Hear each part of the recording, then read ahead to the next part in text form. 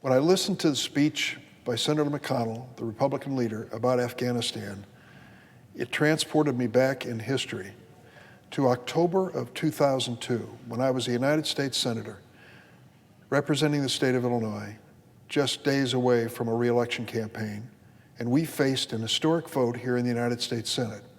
The vote was whether or not we would invade Iraq, whether the United States would give the president the authority to send American forces to Iraq. There were 23 votes against that invasion. I was one of them. 22 Democrats and 1 Republican. And I can remember that night so well. It was late past midnight when the vote was finally taken. But we had a second vote to take too. And although I had voted against the invasion of Iraq, I saw the invasion of Afghanistan as a different story. We believe that Osama bin Laden and al-Qaeda, responsible for 9/11, were in Afghanistan.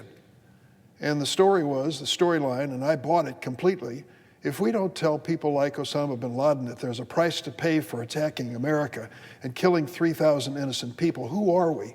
And who will be the next attacker? So I voted. I voted for the invasion of Afghanistan and believed that that was the right thing to do at that moment in history. That vote passed unanimously here in the Senate. There was only one dissenting vote in the House of Representatives, Congresswoman Barbara Lee of California. Virtually everyone else, both political parties voted for the invasion of Afghanistan. I will tell you, Mr. President, there was not a single senator or congressman who would have stood up that evening and on that vote and announced, I'm prepared to vote for the longest war in American history, because that's what we ended up voting for. It was our belief that if we came into Afghanistan, we could stop using this country as a haven for terrorism, and we could help escort them into the 21st century. Well, after 20 years, after thousands of Americans gave their lives and thousands more were critically injured, after the spending of trillions of dollars in Afghanistan, we learned a bitter lesson. Our willingness was not enough. The people of Afghanistan have to be prepared to embrace change for it to happen. We had to create an army in Afghanistan, a security force. It virtually didn't exist. The warlords had their military, and they were for sale usually to the highest bidder. And we were trying to create a national security force. We were trying to create a nation, which was quite a challenge. I'm not going to dwell on what happened, the bitter disappointments.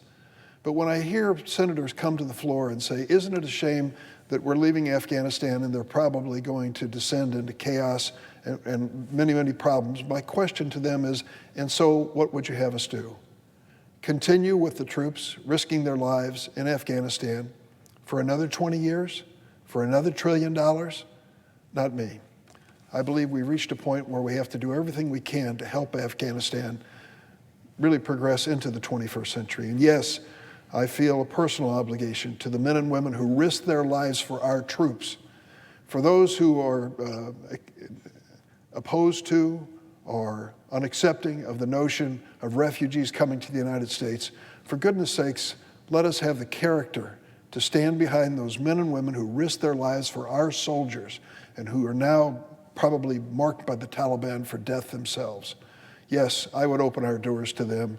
They gave their lives for our men and women, and we should never forget it.